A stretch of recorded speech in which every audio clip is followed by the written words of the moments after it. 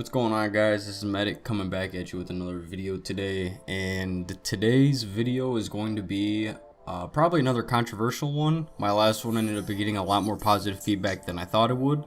I thought it'd be very half and half because I know people stand strong on both sides of that last topic. And evidently I must have had some sort of sense, correct sense, because I did end up getting nerfed, thankfully. But this isn't a response video to that, so we're going to put that aside.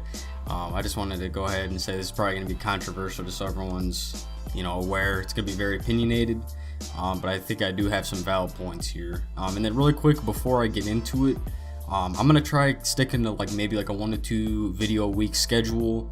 I know this is going to be like a video after a week and a half, so I apologize for that. I've just been doing a bunch of other stuff. Breaks coming up soon for college, so with that being said, I should have some more time on my hands, and without further ado, we're going to get into the video. So as you can see from the title, it's going to be why COD WW2 did Scorestreaks and or Killstreaks wrong.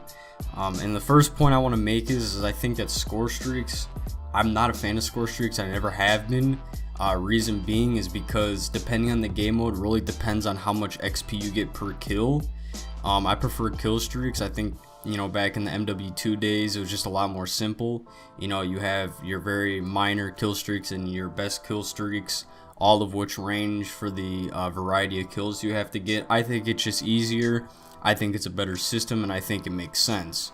For example, since this game runs off of Scorestreaks, now when you go on Search and Destroy, you get 50 or 100 experience, or 50 or 100 points per kill. They did all that because the game runs off Scorestreaks, whereas if it was Killstreaks, it could be like MW2 or other CODs where you get 500 to 1,000 score per kill, which to me makes a lot more sense. I mean, the game mode's a lot more difficult, they're a lot shorter, and I mean, that's just my opinion. I honestly think we should just go back to Killstreaks in general. I think Scorestreaks, like I said, is a joke. And I'm going to use this example. This is one of my main points here for this video. If you go and play Domination, right, you get 50 score per kill, and a UAV or a recon plane, sorry, I believe is 450, 500 without the perk to reduce the score. So if you think about it, if you were to play Domination, you'd have to get at least 5 kills to get a recon plane without a capture, at least 4 or 5. To me, that's insane. I'm used to, back in the day with the Killstreaks, you get 3 kills, you get your UAV, and it slowly goes up, which makes total sense to me. I mean, and another thing that kind of ties in with this whole thing is, I don't know if anybody's noticed, but half the Scorestreaks in World War II are useless. Nobody uses them because nobody can get them. The game is so, I don't know, just the way that the game plays out, nobody can get a ball turret gunner. I watched a video and the person did the math, and I believe it was 19 kills plus 4 flag captures to get a ball turret gunner. 19 kills and 4 flag captures, or it was 3 maybe. That's insane. And that just kind of shows that the Scorestreak system in this game is honestly broken, and nobody uses any other Killstreaks. I mean, what are the main Killstreaks you see? Recon plane, counter recon plane, glide bomb, fighter jet, care package, and maybe a couple more that are a little higher up. But rarely do you ever see anybody using a carpet bomber or incendiary bomber. Nobody uses a ball turret. I mean, it just kind of shows that the Scorestreak system in this game is kind of a joke, and I kind of understand where they're coming from with this. I assume that they did it this way so that way not everybody's just demolishing in each match with Killstreaks. But I mean, let's be real here. I think a lot of us play COD for the Killstreaks. I mean, that's one of the main key aspects of the game, is to get a Killstreak. I mean, aside from playing the objective, which is probably what they were going for, which sort of helped, but in my opinion, back in the old days of Killstreaks, not Scorestreaks, what I remember is, so for example, I was the type of person who went for nukes a lot because it was just something that I felt good achieving. So what I remember is a lot of people would take their base flag, and then for the entire match they would fight for B flag, which makes sense. Now that they have everybody playing the objective, now everybody wants to dominate all the time, so it makes Domination unplayable, because Domination, you either get spawn killed 10 times in a row before the spawns flip, or you spawn behind the enemy or the enemy spawns behind you, and this is what doesn't make any sense to me. So I get the idea, I get what they were going for, and I get they want people to play the objective, but on World War II it really doesn't work that well, because when people play the objective, like I said, like domination for example, everyone wants to go for all the flags. Why? They're not doing it to play the objective, they're doing it to get their score streak. And with that being said, when everyone has all 3 flags captured, it makes domination pretty unorganized. And I mean, sure, I mean, what I'm saying probably doesn't sound like it's making a whole lot of sense, but if you think about World War II, alright, the maps are medium, short to medium range at best.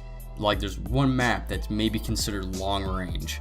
So with that being said, with these smaller maps, dominating is easier, but so is spawn killing, so is like spawns that don't make any sense, like I said earlier, spawning behind people, spawning in front of people. Like, the way that the game is made is not designed for like objective dominating matches, like if that makes any sense at all. Like, I understand playing the objective and I understand the point of domination is to win, but back in the olden days you could still play the objective, but people played it logically.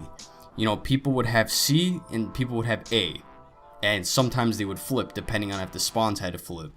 But nobody was running around purposely dominating. I mean, and that's why I think the older games ran fluidly, because the way people played the objective was just a lot more logical, I guess. Because when everyone goes for Killstreaks, well, everyone wants a base flag so that way they have somewhere to spawn, right? Same with the enemy, they want the enemy to have a base flag so they have somewhere to spawn, and then everyone fights for B flag. I don't know. In my opinion, I think that that's more of a logical way of playing the game. And I mean, you could still win perfectly fine. It's still playing the objective, and people had fun. And now with score streaks being outrageously high in numbers, I mean, people do whatever they can to get their score streaks, and really the game doesn't run that fluidly, in my opinion. I mean, I guess it depends solely on the game mode, but like domination, I've seen many videos out there on how domination is horrible in this game, and I agree. Domination has turned into a joke of a game mode because people have to get 5 kill streaks and a flag capture to get a UAV. I mean, it's just kind of stupid in my opinion. So that was really the main thing I wanted to talk about, just really how they approached kill streaks and how high they are to get. I mean, not kill streaks, score streaks, sorry. And I don't know, I just think they did it wrong. I mean, I think they need to reduce every score streak. A UAV should not be 5 kills, dude. And now since UAVs are 5 kills, everybody uses a UAV because that's the minimum kill streak they can get, which makes the game more difficult because everyone has a UAV up all the time, which makes you have to use things like the sniper class that avoids UAVs. So I don't know, I guess it's just a game changer in this particular game. Am I a fan of it? Personally, no. It doesn't bother me that much, but I just kind of wanted to go through my opinion on it. So you know, like I said, it's gonna be controversial. If you guys enjoyed the video, leave some feedback. If you disagreed with me, leave some feedback. You know, that's what we're here for. I'm perfectly fine with everyone leaving their own feedback. So I hope you guys enjoyed today's video, and I'll see you guys in the next one. Peace.